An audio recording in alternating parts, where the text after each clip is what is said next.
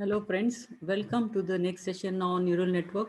Today we'll talk about feed forward neural networks. Now before we start in depth of feed forward neural network, we should know why you're studying neural networks, what they're used for. The main purpose of neural networks is classification. They're given the data, they classify it. So how do they classify it? We make neural networks learn their own. How learning is carried out? We give them a set of data, right, and a class label saying okay, this is the input, this should be the output. So this set of data or the training data set, what we call, is given, and neural networks learn from this training data set. So whenever a new data is given, it will check from the previous experience, like wow, we had it classified accordingly, the new data is classified. So the important thing is what type of data you give for training. If you give good training data, then it will learn as a good classifier. Fine. So just start with the feed forward neural network. As the name indicates, it feeds the data in forward direction. Okay. Commonly known as multi-layered network of neurons or multi-layer perceptrons. In the previous perceptrons, which had a single perceptron, now feed-forward neural networks are multi-perceptron networks. Right? Even in some of the books, it is referred as MLPs. So all the information travels only in the forward direction, right? The data from input layer goes to the hidden layer, and from hidden layer it goes to the output layer, and from the output layer the output is given. So no, there are no connections to feed the information coming out at the output node back into the network. This is what will be there in case of backpropagation networks, which we'll be seeing in the further sessions. But here there is no feedback of the output back as an input. Now, what is the goal of feed forward network? It is nothing but it's an approximate function f, right? Like suppose, as I said, neural networks are good for classifier. Now, for a classifier function fx, what it does, it maps x to the category y. Like if input is x, then the output should be y. Fine. So feed forward network defines a mapping function. It is mapping input to the It's mapping input to the output. So it defines a mapping function and learns the value of the parameter theta that results in the best function approximation. So this may be your learning rate. Now, what are the characteristics? Now, you can see in the diagram here, these are all perceptrons, right? Single unit or single node is a perceptron. Hmm? Perceptrons are arranged in layers. You have input layer, hidden layer, and output layer, right? Now, the first layer taking inputs, right, and the last layer producing the outputs. The middle layer have no connections with the external world and hence are called hidden layers. There is no input coming from outside to the hidden layers and no output going to the outside from the hidden layers. So there is no connection with the outside world. Now, each perceptron in one layer is connected to the each and every perceptron on the other next layer, right? Now, if this perceptron in the input layer is connected to both the perceptrons in the hidden layer. Now this perceptron in this layer is connected to all the three perceptrons in the next layer. Similarly, fine.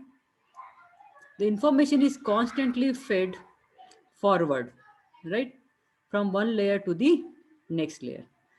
There is no connection among the perceptrons in the same layer. If you can just see, there is no arrow connecting these two. There is no arrow connecting these, right? So in the same layer, there is no connection between the perceptrons. Fine. Now, how do they work? Simple working of feed-forward neural networks. First, the input layer receives the input, right, and carries the information from input layer to the hidden layer.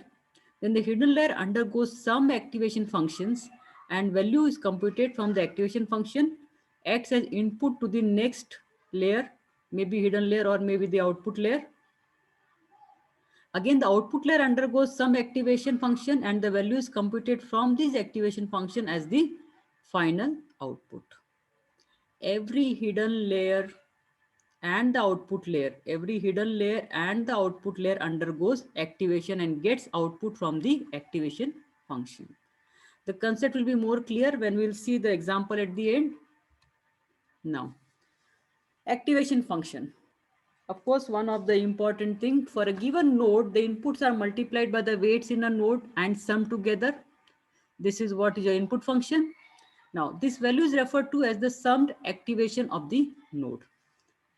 This summed activation, that is the input function, is then transferred via an activation function and defines the specific output or activation of the node, which may be either 0, 1, 1, -1, whatever the activation function you are applying. The simplest activation function is the linear activation, where no transform is applied at all. A network comprised of only linear activation functions is very easy to train, but cannot learn complex mapping functions. Linear activation functions are still used in the output layer for networks that can predict quantity, that is like regression problems and all. Non-linear activation functions are performed as they allow nodes to learn more complex structures in the data. Traditionally, two widely used non-linear activation functions are the sigmoid and hyperbolic tangent activation functions. So we'll look at sigmoid activation function. The sigmoid function, also called the logistic function, is traditionally a very popular activation function for neural networks. The input to the function is transferred into a value between 0 0.0 and 1.0. Inputs are much larger than 1.0. If the inputs are much larger than 1.0, then they are transferred to the value 1.0. Similarly, values much smaller than 0.0 are snapped to 0.0. Fine. And the shape of the function for all possible inputs is a S-shaped curve.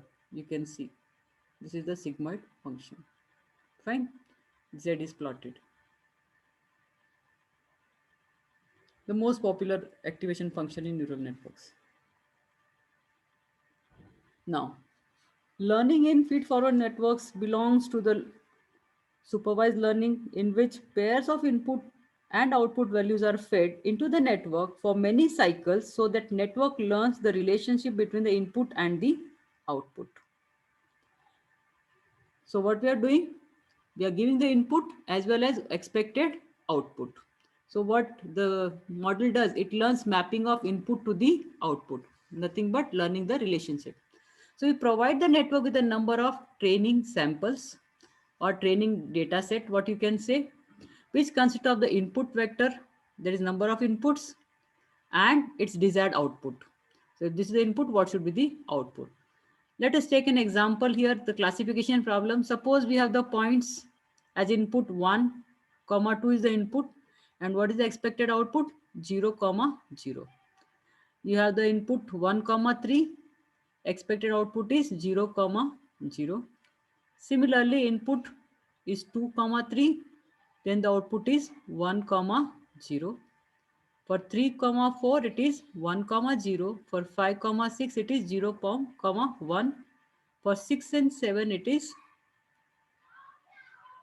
in fact, it should be 7 and 8. I did by mistake, I think 7 and 8. It should be 0 and 1. So this is the input given to the network. This is the input, and what should be the output if this type of input is given, right? So here for feed forward neural network, what you'll have, two input nodes with two output nodes, and this will be the training data set. Now, the basic rule for choosing the number of output nodes depends on the class labels, like how many categories you want the data to be classified into. So depending on the number of categories, number of output nodes you'll have. Now it is advisable to use a unary notation to represent the class label. Like here in this example, 0, 0, 0, 0, 1, 0, these are not a proper class labels, right? You should have unary notations to represent the class labels. That is, for each output, only one node can have value 1. In backpropagation learning, what we are doing here, it is not backpropagation network, it is backpropagation learning. Every time an input vector of a training data is presented, the output vector y is compared to the desired value d. This is what we have seen in the previous lecture also, right? What is given, what the output you get, and what is expected, right? Actual output and expected output, the difference. The comparison is done by calculating the square difference of the two. You can see the vector desired output and actual output. So that helps you in calculating the error.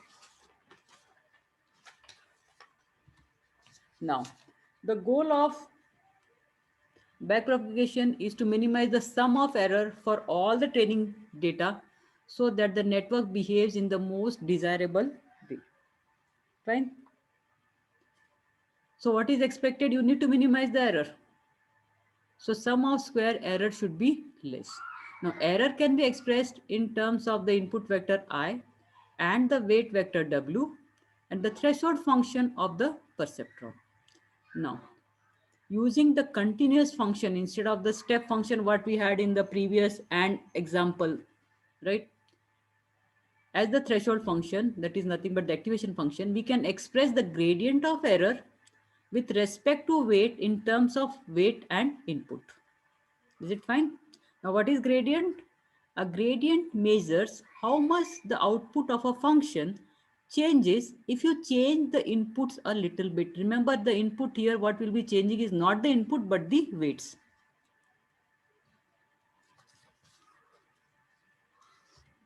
Now, given the fact that the decreasing the value of W, that is weight, in the direction of the gradient leads to the most rapid decrease in error. So what we do, we update the weight vectors every time a sample is presented, that is the data set is presented using the following formula. So what you have, you calculate the new weight, right? Old weight minus this is the learning rate, change in error and change in weight. Okay. So where n is the learning weight, which is a very small number, approximately equal to 0.1. Using this algorithm, the weight vectors are modified, that is updated in fact, so that the value of error for a particular input sample or the data set decreases a little bit every time the data set is presented. So that means in each epoch, every time the model goes through the whole data set, the error should be decreasing. When all the samples are presented in turns for many cycles, that is many epochs, the sum of error gradually decreases to a minimum value. Once it decreases to the minimum value, that means our model is trained. Fine. Now let us look at an example, a simple example, that is XOR gate, which we couldn't simulate it using perceptron, but you can do it using feed-forward neural network. Linear classifiers, as I said, perceptrons are where the linear classifiers, we cannot solve the XOR problem because what they do in linear classifier, line is drawn and a single straight line can classify the data into two regions. Now, what is XOR gate? Input x1, x2, output is y. If the input is 0, 0, output is 0. When input is 1, 1, output is 0. When input is x1 input is 1, second input is 0, the output is 1. When first input is 0, second is 1, again the output is 1. So we are going to simulate this XOR gate using feed-forward neural network. I'll just show you an example how it will work. Fine. This is the feed-forward neural network. This is the input layer, hidden layer, and the output node. Fine. Now, the very first input as the table has 0, 0, right? So, value of x1 is 0, value of x2 is 0. So, here you can see x1 is 0, x2 is 0, right? And the weights we already given as 20, 20.